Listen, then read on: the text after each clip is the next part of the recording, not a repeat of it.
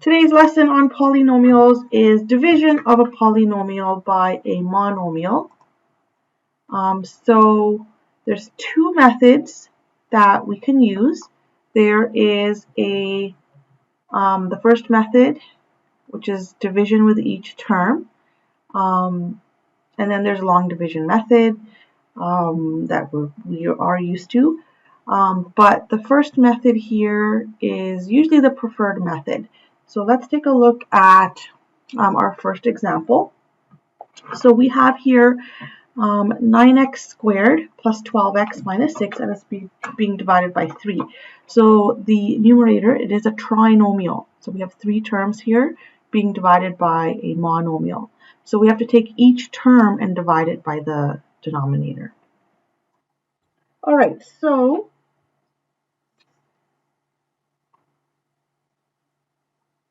we have to divide each term by the monomial here in the denominator. So we have to take the 9x squared and we have to divide it by the 3. And then we have the 12x, it is divided by 3. And then we have that minus 6, which is also being divided by 3. All right, so each term, make sure that each term here gets divided by the denominator. All right, so 9 divided by 3, that is 3, and then we just have the x squared. Then we have 12x divided by 3, so that just gives me 4x.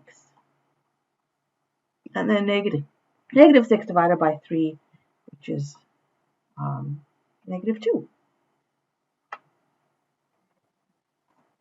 All right, so the next method is the long division method. So we have the 9x squared plus 12x minus 6. It's being divided by 3. So 3 times what here will give me 9x squared. So 3 times 3x squared will give me 9x squared. All right, which will make that, when you subtract that, just becomes 0. And now we have the 12x. 3 times what other factor will give me 12x? That would be a positive 4x. Okay, because 3 times 4x will give me 12x. All right, so we have the 12x here. All right, and then subtracting those two, that does give me the 0. And then 3 times what will give me negative 6? So we have the negative 2, which will give me the negative 6, and then 0. All right, so the answer is 3x squared plus 4x minus 2, same as what we got here. All right, so we're just looking at some more examples. So I usually like to write these out, kind of like fractions, so like this. So it's just easier to see. So we have the 8x squared, y squared being divided by xy. All right, so it's 8 divided by basically 1. That will just give you 8, right? And then you have to apply your exponent laws here. So we have x squared and x to the power of 1. So you subtract the exponents. So 2 minus 1. So it's just x. And then for y, again, it's 2 minus 1. So just y. All right, so your answer is 8xy. All right, let's try the next one here. This is now a binomial. All right, so we have 8x minus 24. It's being divided by 2. All right, but that means each term is being divided by 2. Right, so I'll just show that. So 8x is being divided by 2, and the negative 24 is being divided by 2. Right, now you can go ahead and divide each. So 8x divided by 2, that gives me 4x. And then negative 24 divided by 2, which is minus 12. So the answer is 4x minus 12. Okay, let's take a look at the last example here on this page. So again, I do like to write it out. So 15x squared minus 10x plus 20, and it's all being divided by 5. So each term is being divided by 5. So we have 15x squared divided by 5 minus 10x being divided by 5, and then we have the plus 20 being divided by 5. All right, so just a step here to show that each term does need to be divided by 5.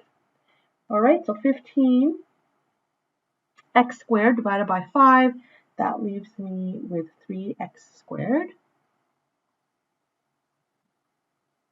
And then negative 10x divided by 5, which is negative 2x.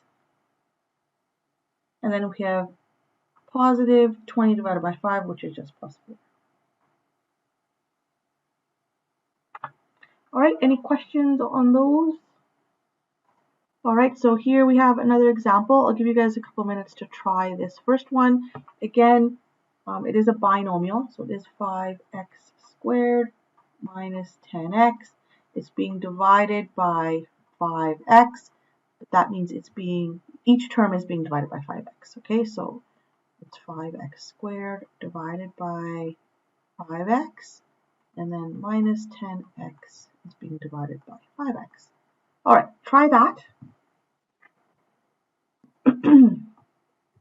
All right, just to complete this first example then, we have 5 divided by 5, which is just 1. Then we have x squared divided by x, so we subtract the exponents. So 2 minus 1, which just leaves me with x to the power of 1, but we don't have to write that. And then we have minus 10 divided by 5, which is 2, and then x to the power of 1 and x to the power of 1. So we subtract those, which leaves us with just x minus 2 as our answer. All right, here we have 7y squared minus 13y, and it's being divided by y. So each term is being divided by y. So 7y squared divided by y, and then minus 13y is being divided by y. 7 divided by 1, that's just going to leave me with 7. And then y squared divided by y, we're going to subtract our exponents, leaving me with just 7y. And then minus 13 divided by 1 is just minus 13.